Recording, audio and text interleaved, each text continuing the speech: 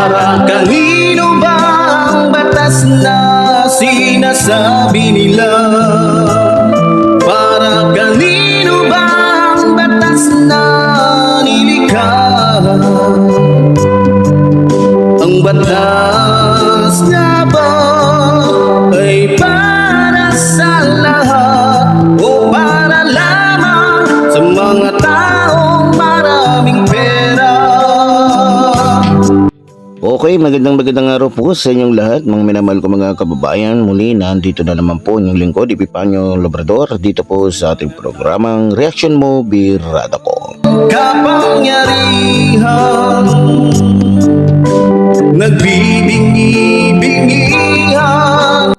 Pero bago lahat, mga minamahal ko mga kababayan, binabati muna po natin ang ating mga kababayan Luzon, Visayas, Mindanao na lagi po natin nakakasama sa bawat araw po na tayo po mayroong mga mahalaga pinag-uusapan dito po sa ating programang Reaction Mo, Birada Ko. At syempre, ang ating mga kababayan sa abroad na bagamat nasa ibang bansa sila, ay patuloy po silang nakikisa at kasama natin sa ating pagkikipaglaban para sa katotohanan at syempre alang-alang po sa mga politiko at mga lingkod nating tunay na talaga namang inihahandog ang kanilang sarili para sa bayan.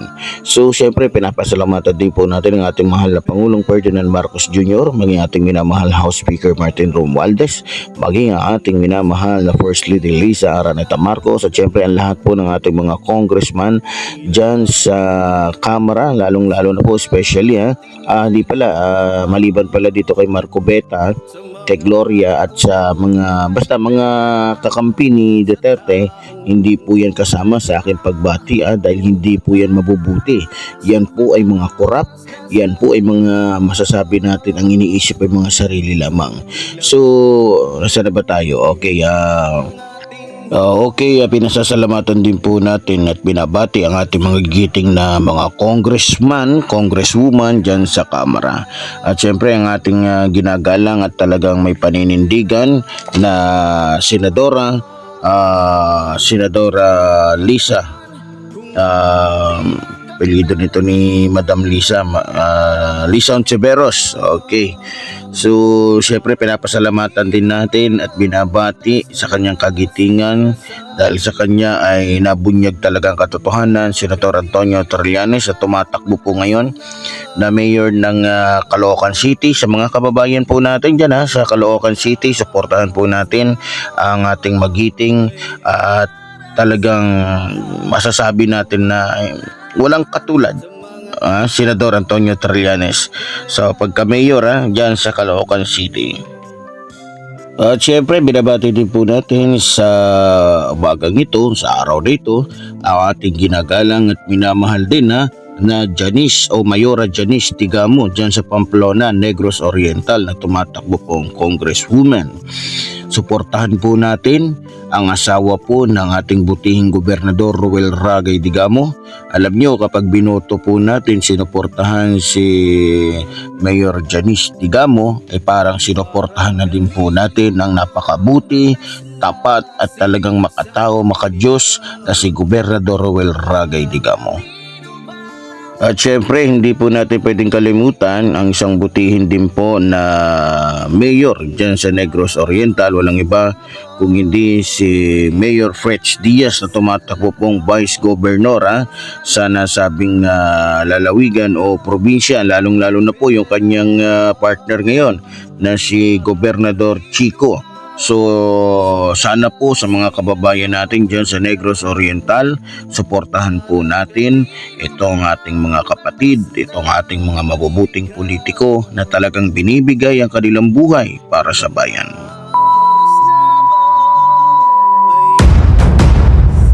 Okay, ang oras po natin ngayon ay ganap ng alas 7:30 ng umaga, araw po ng Martes, April 15. Taong kasalukuyan 2025.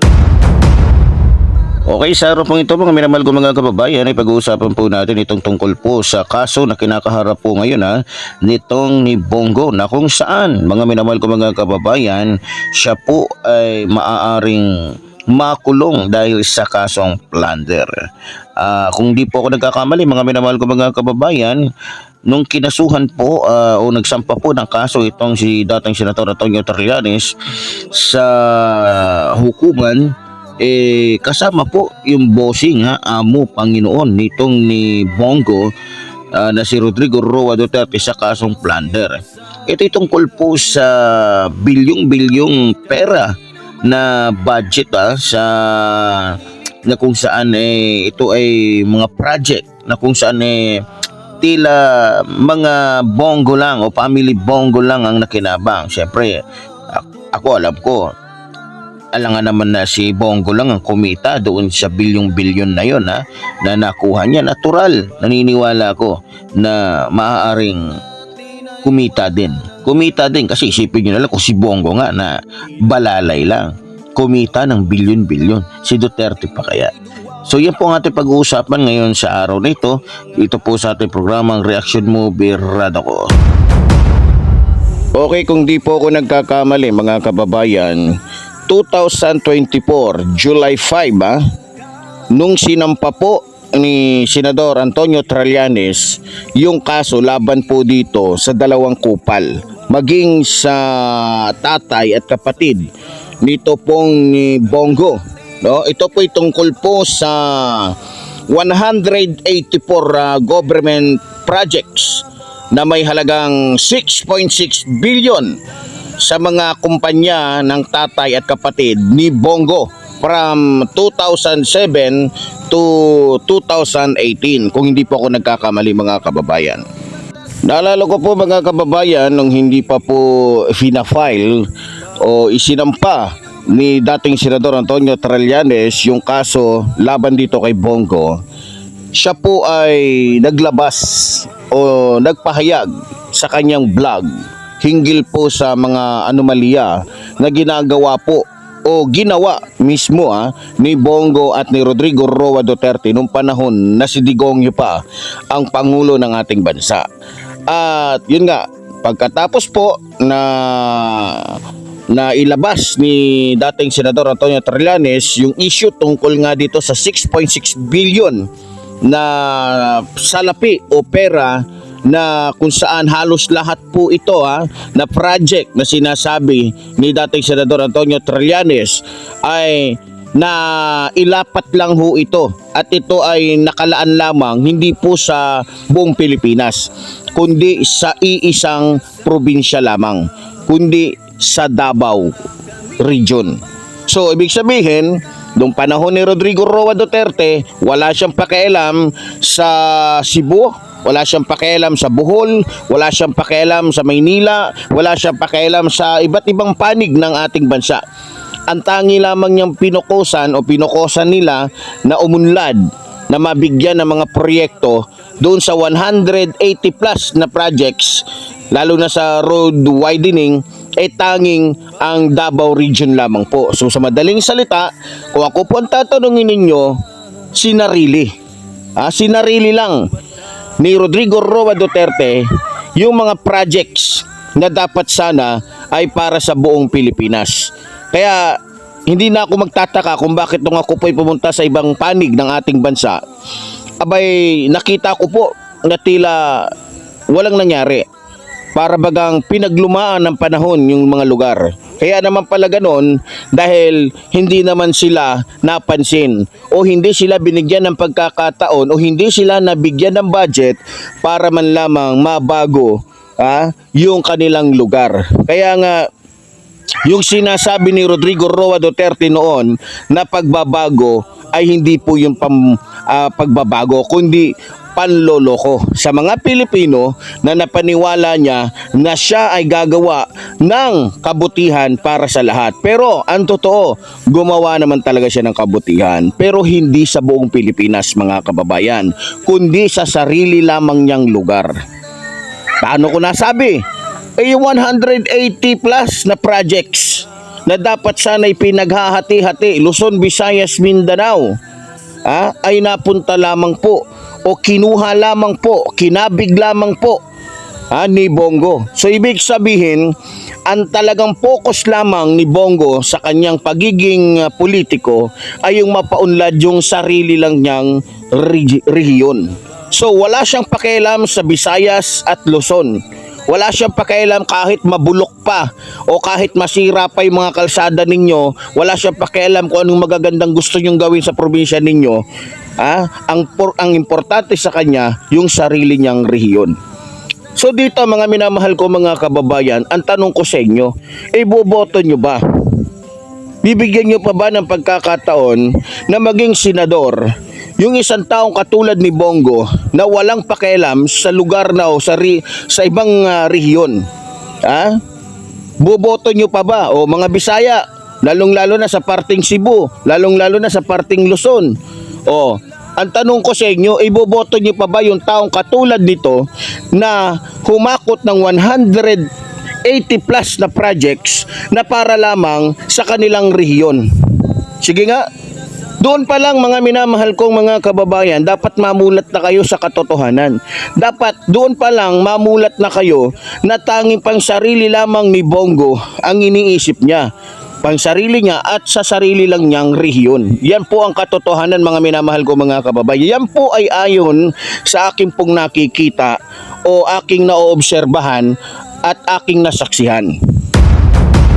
Ngayon dumako po tayong muli dito kay Bongo na kung saan ay meron pong kinakaharap na kasong plunder. So para po sa akin, baliwala na po kung manalo man siya sa eleksyon, baliwala na po yun. Alam nyo, sa totoo lang, may napansin ako. Nung may kaso po kasi itong si Jinggoy tungkol sa plunder niya, pinilit niyang maging senador. May nahalata ba kayo? Nung siya po ay naging senador, nawala po yung kaso niyang plunder. So malamang, kaya gustong-gusto nito ni Bongo na manatili sa kanyang upuan bilang senador ng ating bansa. Dahil inaasahan niya siguro o iniisip niya na maaaring mangyari din sa kanya yung nangyari sa kaso nito ni Jinggoy Estrada na yung plunder na pinakamabigat ay nawala dahil nga sa hindi naman sa kung ano man, alam naman natin sa bansa natin kapag ma-impluwensya ka, maaaring ma-impluwensyahan mo pati ang batas, pati ang hukuman. Kasi kung maalala ninyo, kaya nga hindi makasukasuhan si Rodrigo Roa Duterte dito sa ating bansa dahil iniisip ng mga magkakaso useless lang.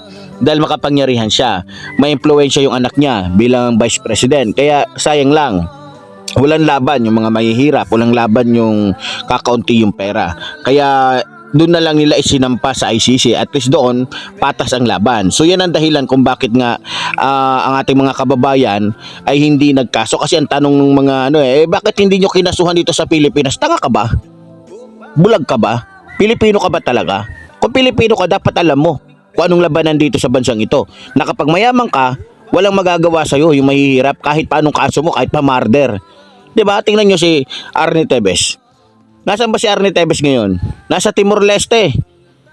Mukhang magti 3 years na mga kababayan, hindi pa rin napapanagot itong si Arnie Tevez. Nandoon pa rin siya sa Timor-Leste. So sinasabi lang na naka-detain doon, pero ayon po sa akin nakakalap na impormasyon, mukhang maganda buhay niya doon. 'Di ba? So tingnan niyo si Sara, si Rodrigo Roa Duterte. Nung mayor pa lang siya, dami niya ng kaso kung tutusin tambak na. Baka hindi kayanin ng isang korte sa dami ng kasong haharapin niya. Pero bakit wala? Kasi nga nadi-dismiss. Bakit?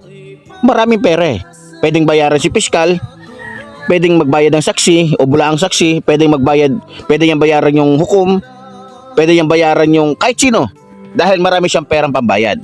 So, paano yung taong walang pambayad? Tameme, walang magawa, kawawa, umiiyak, lumuluha. Yan ang papel ng mga mahihirap dito sa ating bansa. Pagkalaban mo ay mayaman, ang papel mo umiyak na lang. Ang papel mo manahimik na lang. Ang papel mo magbulag-bulagan, magbingi-bingihan na lang. Kasi wala ka talagang laban. Yan talagang katotohanan. So, balik tayo kay Bongo. Siguro iniisip ni Bongo, siguro pagka senador pa rin ako, siguro mangyayari na magagawan ko ng paraan kasi pwede kong impluwensyahan yung hukom o kahit sino dahil mapera ko. So yan ang iniisip siguro ni Bongo. Pero doon siya nagkamali mga minamahal ko mga kababayan, dahil hindi po to yung panahon ng kanyang amo na kung saan pwede nilang laruan, pwede nilang kausapin kahit sino, pwede nilang takutin kahit sino. kung anong gusto nila, yun ang masusunod. Yun ang mali niya dahil hindi na po ito panahon ng kanyang amo na mataas ang sungay. Ito po yung panahon ng isang pangulo na kung saan lahat pantay-pantay. No? So, marami nagtatanong, kung sakali bang makulong itong si Bongo, ilan taon ba? At ano ba yung kasong plunder? Yan yung mga tanong Kasi hanggang sa ngayon, marami pa rin po mga Pilipino ang hindi alam, ano ba plunder? Ano ba yan? Kasi iniisip nila, pagnanakaw lang yan. O parang istapa. So, sa mga kababayan po natin, iba po yon. Iba po yung tinatawag na plunder. No? So, ayon po sa aking pagkakaalam, mga kababayan, ang ibig sabihin po kasi ng plunder, yan po ay tinatawag po na pandarambong o sa mga sugarol o sa lahat ng mga pasugalan, sa saklaan, sa sabungan, sa tongitan, meron po diyang nangyayaring pandarambong. So kaya ang una-una po nakakaunawa nitong salitang plunder, yung mga sugarol po. So sa English tinawag po itong plunder. Plunder ay isang krimen na inilalarawan po sa akto ng Republika bilang 7080 o sa English tinatawag po ito na Republic Act number 7080 ng Pilipinas at inamyendahan po ito sa akto ng Republika bilang 7649 ba yun? 7659 kung di po ako nagkakamali mga kababayan. Ayon po sa aking natatandaan kasi minsan ko na rin pong nabasa tong artikulo na to na ayon po doon na halimbawa si Bongo, siya yung may utak tapos ang kasabot niya, tatay niya, kapatid niya. So kung ano pong parusa na ibibigay kay Bongo, yun din po yung parusa na ibibigay sa kanyang kapatid at ama. Kasi kasabwat po sila. So it-al sila. O yung tatay niya at saka yung kapatid niya, mga it-al niya yon. So ang mangyayari po dahil nga po sa malaki pong pera, kasi ayon po kasi sa batas, kapag ka ang nanakaw mo ay umabot na po ng 50 million, kung di ako nagkakamali, yan po ay pasok na sa krimen. No?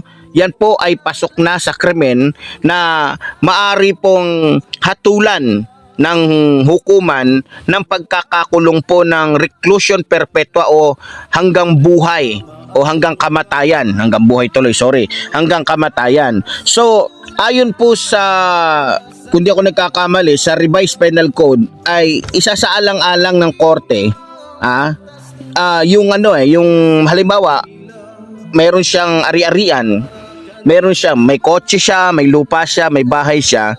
Kapag natuklasan po ng ating pamahalaan, ng korte, na talagang nagnakaw siya, pati yung stock niya, na hinango o mayroon siyang deposito sa bangko, kahit saan, yan po ay imbestigahan kung kanya. Ngayon, lahat po ng meron si Bongo, sa madaling salita, ay maari pong mawala sa kanya kapag napatunayan na siya nga ay nagkakaso ng plunder. No? So, kawawa po. Parang back to zero po ang mangyayari dito sa ama ni Bongo, pati sa kapatid niya, pati sa kanya mismo. Back to zero siya.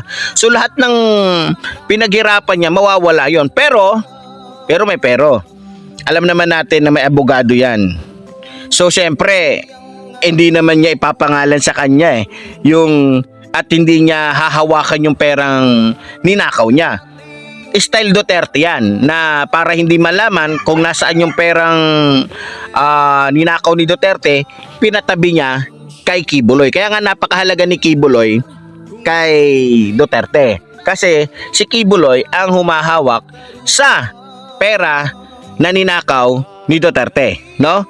So, balik tayo dito kay Bongo. So, ang mangyayari po, mga minamahal ko mga kababayan, dahil nga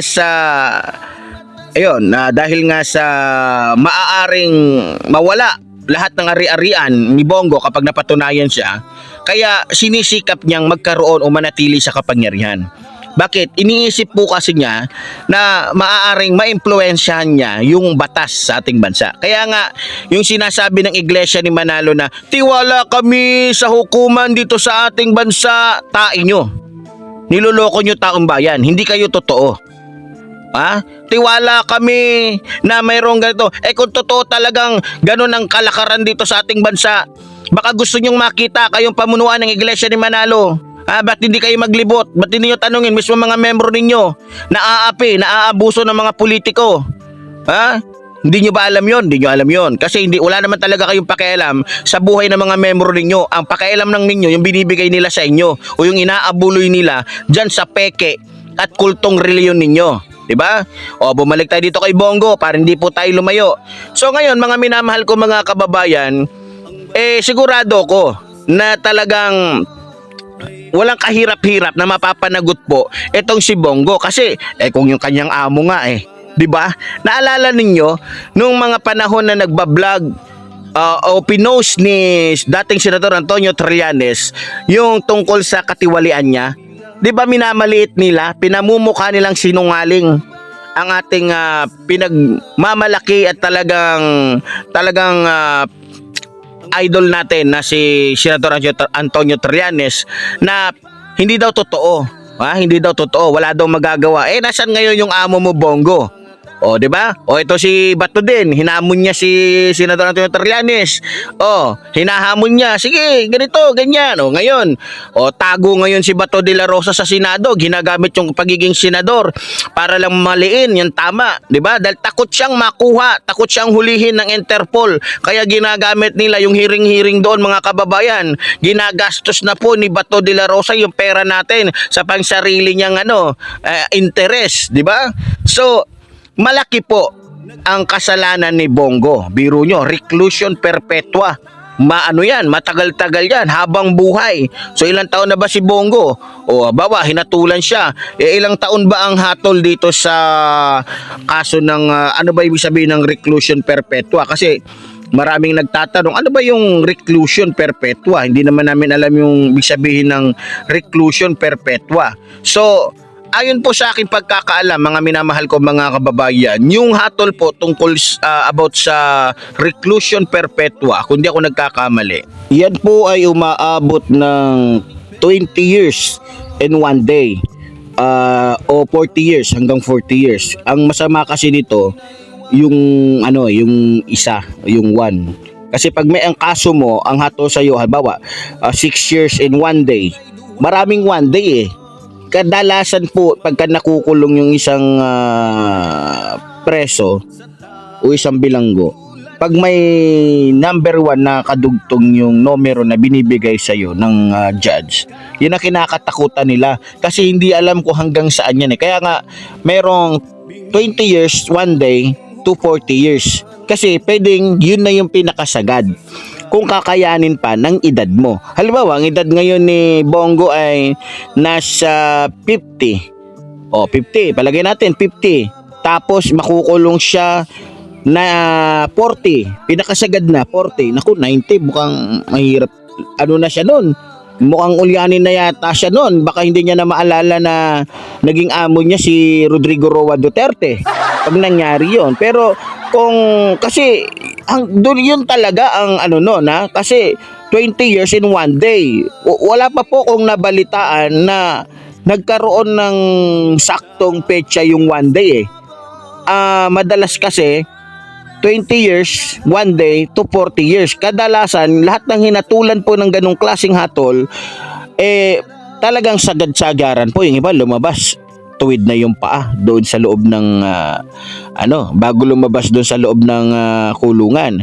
So maliban na lang siguro kung makitaan siya ng, kasi doon naman sa kulungan may naman sila doon meron naman mga nag-oobserba doon kaya may nabibigyan ng parol, no? So depende na lang, baka pag nakulong man itong si Bongo, pag si Sara ang naging pangulo, baka mabigyan ito ng amnesty, mabigyan ito ng parol. So yun na lang yung magiging pag-asa niya siguro, option niya, o yun na lang yung magiging way para makawala siya kung sakaling mahatulan siya ng reclusion perpetua na pagkakabilanggo ng 40 years. Yes, 40 years, di ba? So, yun po ang nakikita ko. So, yun po yung hatol ng reclusion perpetua. Kasi, mas mataas yata yun o pareho lang sa murder. Di ko po kasi alam kung ano yung ng murder. Kasi ang pagkakaalam ko kasi sa murder, depende. Depende kung yan ay self-defense o sinadyang pagpatay. So depende po 'yon, no? So bumalik po tayo dito sa usapin patungkol po dito kay Bongo. So alam niyo, nakakalungkot mga minamahal ko mga kababayan, kasi biro mo sayang hindi nagamit ng buong Pilipinas o ng mga Pilipino yung 180 plus na projects na para sana sa lahat. Kumbaga, kinabig lang nila yung proyekto na para sana sa lahat. Ginawa na lang sana niyang 50-50 yun, di ba? O, pagpalagay na natin, sobra yung kanila. O, kasi 180 plus. O, sige, sa kanila na yung 80 plus lahat ng proyekto.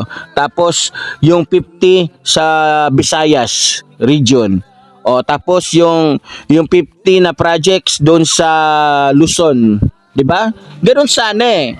Ang nangyari, mga minamahal ko mga kababayan, etong masakit. Doon sa dami ng proyektong yon, kung di po ako nagkakamali, mga minamahal ko mga kababayan, karamihan po doon, diba, napondohan. Kumuha ng project, pinondohan. Ang problema, hindi natapos.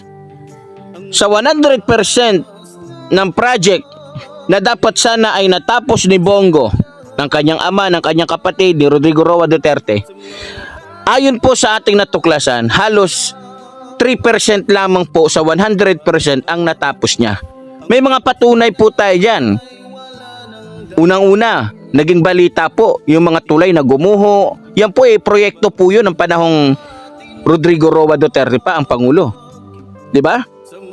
At iba pa, na kung saan sa ibang panig ng lugar natin, ng ating bansa, may mga proyekto siya na yung mga simento ampaw. Bakit ampaw? Hindi na tayo magtataka. Kung kurap doon sa taas, o yung kurap yung pinanggalingan ng budget na yon, kukurapin din yun ng mga kasama nila. Di ba? Hanggang doon sa engineer, contractor, lahat yan. Dahil kurap yung leader Kurap yung namumuno. Kurap yung may pakana ng project. O tingnan nyo ngayon, yung ating Pangulo na. Mamaya papakita ko sa inyo yung mga proyekto ng ating mahal na Pangulo. At titiyakin ko sa inyo na sa lahat ng proyekto ng ating mahal na Pangulo, buong Pilipinas ang nakikinabang, hindi lang ang kanyang lugar. Kung tutuusin, pumunta po ako ng Lawag City Pumunta ako doon, tinignan ko yung lugar ng ating mahal na Pangulo. Tinignan ko yung lugar na kung saan iniisip ko na ganun din ang gagawin ng ating mahal na Pangulo, uunahin niya yung lugar niya. Pero hindi, baliktad. Nung ako po ay umuwi ng Samar, tinignan ko po doon, Katarman, na dati ay humihiling kay Rodrigo Roa Duterte na bigyan ng tulay, hindi binigyan. Pero ngayon, nakita nyo, lusot-lusutan na po, nakakalusot na yung mga kababayan natin na hindi nakakatawid dahil walang mga sasakyang bangka. Ngayon nakakatawid na, kahit maglakad lang, okay na sa kanila. Importante, may tulay na ginawa para sa kanila ang ating mahal na Pangulo. Diba? So, eto mga minamahal ko mga kababayan, ang masakit, ang involved po dito na pera ay hindi po 50 million. Sobrang laking pera po ang ninakaw nila. 6.6 billion na dapat sana'y napapakinabangan po ng lahat ng mga Pilipino. 6.6 billion po mga kababayan. Sobrang laki po nun. Proyekto na dapat sana ay para sa lahat ng Pilipino. Proyekto na dapat sana ay para sa lahat ng rehiyon dito po sa ating bansa na binulsa lamang ng isang alagad ni Rodrigo Roa Duterte na kapag nagsalita, akala mo talaga anghel. Yung pala, libo-libo yung sungay sa kanyang noo. Libo-libo yung kanyang sungay sa noo na wala nang iba kundi itong si Bongo na nagpapanggap na makatao, makadiyos, pero isang diablo. Sa totoo lang mga minamahal ko mga kababayan, natatawa nga ako sa mga tulongges na to o mga tsulokoy na to Galit pa sila dati kay Senador Drilon, kung maalala po ninyo. Sinita po yun ni Drilon. Unang-una pati mga proyekto nila. Pati yung katiwalian nila, isa si Drilon sa talagang humadlang sa kanilang mga ginagawang kahayupan sa taong bayan. Pero Dahil nga mas malakas sila, dahil sila yung nasa posisyon, walang nagawa si Drilon maging ating minamahal na Senador Antonio Trillanes. Dahil sa kanila yung kapangyarihan eh. Sinita ni Drilon, kung maalala ninyo, yung build project ni Digongyo. Sinabi na Drilon doon, nakipagdebate pa si Drilon doon sa Senado pero walang nakarinig. Ha? Sinabi niya, ganito, ganyan, uubusin lang, sasayangin lang yung pera ng taong bayan sa ginagawa ni Digongyo. Ano sabi ng mga tagapagsalita ni Digongyo? No, hindi. O yung mga tao naman, dahil nagpadala sa kartihan, kadramahan ni Digongyo, ayun, naniwala. Kaya go, ano nangyari, anong resulta? Pero bago lahat, pakinggan natin yung sinabi dati ni Senador Drilon. Panoorin ho natin to para, sabi ko nga, kasi kaya ko ginagawa ito para ibalik lang sa inyo o ipakilala sa inyo o ipaalala sa inyo yung mga taong nagsasalita noon na hindi pinakinggan ng mga Pilipino na ngayon ay nagkatotoo na yung mga sinasabi nila. Katulad po ni Senador Antonio Trillanes na binaliwala ng mga Pilipino yung kanyang mga sinabi. 'Di ba? Pati na si Miriam Defensor nung nabubuhay pa. Nagpahayag yan tungkol dito kay Duterte kung ano at sino at anong magagawa nito sa ating bansa, kung anong kahayupan na magagawa nito. Walang nakinig. O yun, 'di ba? So, pakinggan po natin, panoorin yung balita tungkol po sa naging reaksyon po dati ni Senador Franklin Drilon. Golden Age of Infrastructure, ganyan ibinida ng Duterte administration ang mga programa sa ilalim ng Build program, mga malalaking proyekto mula sa infrastruktura hanggang sa patubig. Pero kung si Senate Minority Floor Leader Franklin Drilon ang tatanungin, palpak ang Build program. Sa 75 na proyekto raw kasi nung unang ilabas ang programa, 9 lamang ang under construction o ginagawa sa ngayon. Hindi rin daw nagagastos agad ng mga ahensyang may kinalaman sa mga proyekto ang perang inilaan para rito. Wala pa sa kalahati ang porsyentong ginagastos ng DOTR at DPWH. Sad to say, the build program of this administration is a dismal failure. We have only 2 years and a half left of this administration. I don't think any substantial progress insofar as the program is concerned will be achieved. As I would repeat, the execution is simply dismal. Kinontra ito ng gobyerno. That build is not as what was said yesterday, a failure. Sabi ni Presidente So yun, mga minamahal ko mga kababayan, naalala nyo yun. Yun po yung time na kung saan gusto nilang maliin, gusto nilang palabasin na nanggugulo lang o naninira lang si dating Senador Franklin Drilon. Pero eto na, halos lahat po ng sinabi noon ng mga tunay na senador ng ating bansa na mayroon tunay na malasakit sa ating mga kababayan ay nagkatotoo po. So, hindi ko rin masisisi yung ating mga kababayan dahil may mga tao po talagang mahina ang kanilang mga kalooban o madaling maniwala sa sinasabi ng mga politikong mapagpanggap. Kaya ituturing ko na lang ang ating mga kababayan, lahat ng mga naniwala kay Rodrigo Roa Duterte, isa na ako doon, na biktima. Biktima ng kanilang kasinungalingan, biktima ng kanilang mga kadramahan. So, sa totoo lang, may mga proyekto po talaga na nagawa etong si Rodrigo Roa Duterte na okay. Tulad ng sinabi ko, kung meron mang okay, yun po yung sa lugar nila, sa Davao City. Kaya pag pumunta ka po ng Davao City, maganda po. Maganda, ang gaganda na nagawa niya proyekto kasi sa kanya, sa lugar niya. Hindi po kasi niya lugar yung Isabela. No, naalala niyo yung Isabela?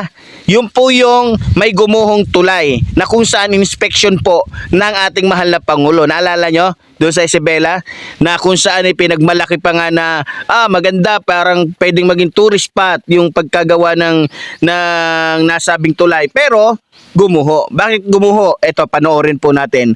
Maging yung pagbisita ng ating mahal na Pangulo doon po sa nasabing tulay na gumuho na proyekto po ng nakarang administrasyon o ni Rodrigo Roa Duterte. Kabayan, isang design flaw o pagkakamali sa disenyo ang itinuturong dahilan kung bakit agad na bumigay itong Kabagan Santa Maria Bridge dito sa Isabela. Ayon kay Pangulong Ferdinand Marcos Jr., sa orihinal na plano ay dapat na magtatayo ng isang suspension bridge na nagkakahalaga ng 1.8 billion pesos. Pero dahil nabawasan ng pondo, nabago rin ang plano at imbis na makatipid ay mas mapapagastos pa ngayon ang gobyerno sa pagtatayo ng bagong tulay. Bukod pa dyan, ang perwisyong dulot nito sa mga residenteng apektado ang pamumuhay. So yun, mga minamahal ko mga kababayan, nakita ninyo? Namumulat na ba kayo sa katotohanan mga Pilipino? Nakikita nyo ba kung gaano kabalasubas? Kung gaano kagarapal ang pagnanakaw? Pinondohan, humingi sila ng 1.8 billion. 1.8 billion para po doon sa ginawang tulay sa Isabela. Pero, anong ginawa nila? Sa pag-aakala nila na hindi sila mahahalata na pag kinuha nila yung kalahati ng 1.8 billion, okay na.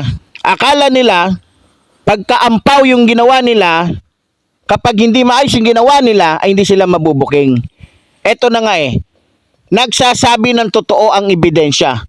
Ang ebidensya, yung ginawa nila, na dahil sa hindi nila inayos, kinurap nila yung budget na para sana doon sa Isabela na nagkakahalaga ng 1.8 billion na kinuha na nila ng halos kalahati, yun ang resulta.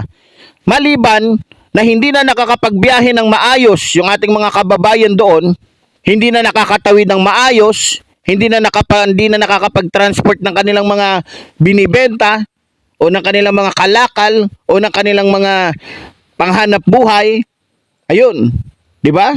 Malaki ang nagawang purisyo, malaki ang nagawang abala sa mga Pilipino. Sa totoo lang. Pangalawa, malaki ang nagawang pagsasayang sa pera ng taong bayan. Biro mo ginastusan lang ng 900 million. Akala nila okay na. Nung nagkaroon ng crack, dinagdagan, naging 1.2 yung gastos lahat-lahat. Ayun na. Ang resulta, ayun, may nadisgrasya, may napahamak na mga tao. Ganon kagaling si Rodrigo Roa Duterte. At hindi lang yan yung mga nagawa niya na mayroong mga nadisgrasya ng mga tao dahil sa kapalpakan ng administrasyong Duterte. Dahil hihingi sila ng 10 billion, kukunin yung 5 billion. Yung 5 billion, ayun na. Nanakawin na naman nung pinagpasahan. Yung pinagpasahan na naman, yung sub, nanakawin na naman. Wala yung pinagkaiba sa nangyari noon, nung panahon ng COVID. National, magbibigay sa mga munisipyo, sasabihin ng national, bigay mo sa mga tao, bibigyan ko sila ng 10,000. Pagdating kay mayor, pag binaba doon sa mga kapitan, 5,000 na lang. Bibigay ni kapitan doon sa mga kagawad, 3,000 na lang. Ipapasa ngayon ng mga kagawad doon sa kanilang mga tao, magiging tag 2,000 na lang. Ganoon na nangyari.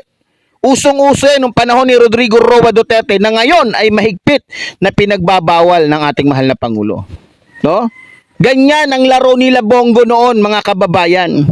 Maliban na ang lahat ng proyekto ay kinuha nila, na ibinigay lang nila doon sa kanilang Davao. Kung meron man sa kanilang Davao, sa kanilang lugar doon sa Davao, kung meron man silang nagawa ng mga proyekto sa ating o sa bansang ito, palpak, kagaya po na nangyari doon sa Isabela. Kagaya po na nangyari doon sa Isabela na kung saan, kagaya nga po ni sinabi ng ating Pangulo, back to zero. Babalik na naman tayo sa umpisa, magko-construction. Pero tinitiyak po ng ating Pangulo na kung ano yung nararapat na budget para doon, ilalapat. Kung maaari, mas sobra pa. Ganyan po ang kaisipan ng ating mahal na Pangulo. Ang kaisipan po ng ating mahal na Pangulo ay wala pong pinagkaiba sa kaisipan ng kanyang ama. Tingnan nyo. Kung hindi lamang siniraan, kung hindi lamang pinaalis ng mga tao, kung hindi lamang naniwala ang mga tao sa mga komunista, di sana isa tayo sa pinaka-powerful na bansa. Powerful na dati ang bansang ito, pero dahil naloko ng mga komunista, yung mga Pilipino naniniwala sa kanila. ano tayo ngayon? Kulelat. Dapat sana nasa linya tayo ng isa sa pinakamataas, pinakamatatag, pinakamayamang bansa sa buong mundo. Pero huwag kayong mag-alala. Kapag binigyan natin ng pagkakataon at kung pagkakatiwala natin sa ating mahal na Pangulo, ang bansang ito natitiyak ko na maaaring mahigitan pa niya ang nagawa ng kanyang ama. Baka nalimutan ninyo. O lalong-lalo na doon sa mga galit kay Marcos, sa anak ng ating Pangulong Ferdinand Marcos Jr. Huwag kayong maggalit-galitan kasi magmumukhang makakapal ang pagmumukha ninyo. Ha? Ngayon, kung magagalit kayo sa aming mahal na Pangulo, lahat ng mga tumatawid sa San Juanico Bridge, huwag kayong tatawid, lalong-lalo sa mga galit sa aming mahal na Pangulo. Baka nakalimutan ninyo. Ha? Wala nang tatatag pa. Wala nang hihigit pa. Wala na sigurong tatalo pa sa pinakamatibay na tulay sa buong mundo na nagawa ng aming mahal na Pangulong Ferdinand Marcos Sr., yung San Juanico Bridge na. Dumaan na si Yolanda pero pinagtawanan lang ng tulay na yan. Bakit? Hindi kasi kinurakot, hindi kasi tinipid yung pera na inilatag doon. Kaya ganun katatag at ganun din katatag yung iba pang magagawang tulay ng aming mahal na Pangulo at ng iba pang mga proyekto na gagawin pa niya habang siya ay Pangulo ng ating bansa. No? At isa pa sa dapat nating ipagpasalamat mga kababayan dahil ang ating mahal na Pangulo maging ang kanyang mga kabinete, ang kanyang mga kasama, ang kanilang iniisip ay hindi lamang po para sa kanilang lugar. Tulad ng sinabi ko nung ako po'y pumunta doon sa Lawag, abay, nasabi ko, mabuti pa yung ibang lugar na asikaso ng ating Pangulo. Pero, di ba, yung kanyang lugar hindi niya inuuna. Bakit? Dahil ayaw niyang sabihin, ayaw niyang gayahin yung ginawa ni Rodrigo Roa Duterte. Bagamat siya'y taga Ilocos, hindi niya inuna o hindi niya mas binigyan ng prioridad yung kanyang sarili. Pero hindi ko sinasabi na wala siyang ginagawa doon. Meron. Ang sinasabi ko, mas inuna niyang bigyan ng proyekto yung hindi niya lugar bago yung kanya. Kasi gusto niyang ipaalam sa mga Pilipino na ang kanyang pagiging presidente ay hindi para sa kanyang sariling bayan lamang, kung hindi para sa buong bansa. Ganyan po ang kaisipan ng ating mahal na Pangulo.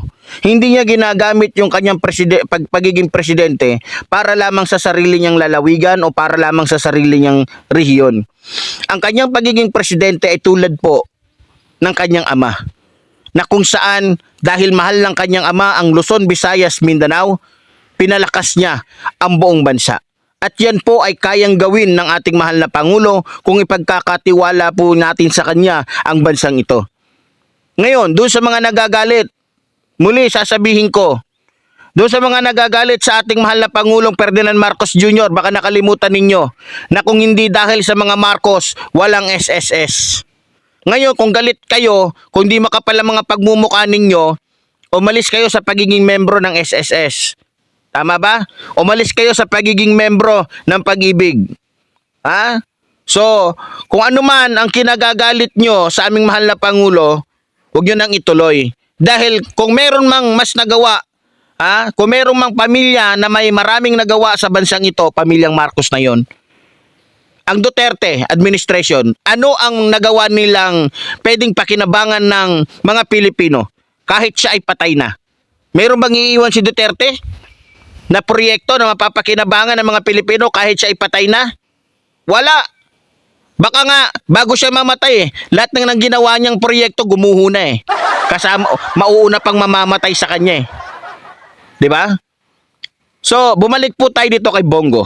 Dahil tayo po ay nagumpisa sa plunder, sa usaping plunder patungkol sa ginawang pagnanakaw ni Bongo, kasabuat si Rodrigo Roa Duterte, na kung saan ay kasama na doon yung kanilang pangungupit, pagnanakaw, o pangdarambong sa pera ng taong bayan. So, alam nyo, sa totoo lang, kung hindi lang sana nila ginawa yung pandarambong, alam nyo, sa totoo lang, baka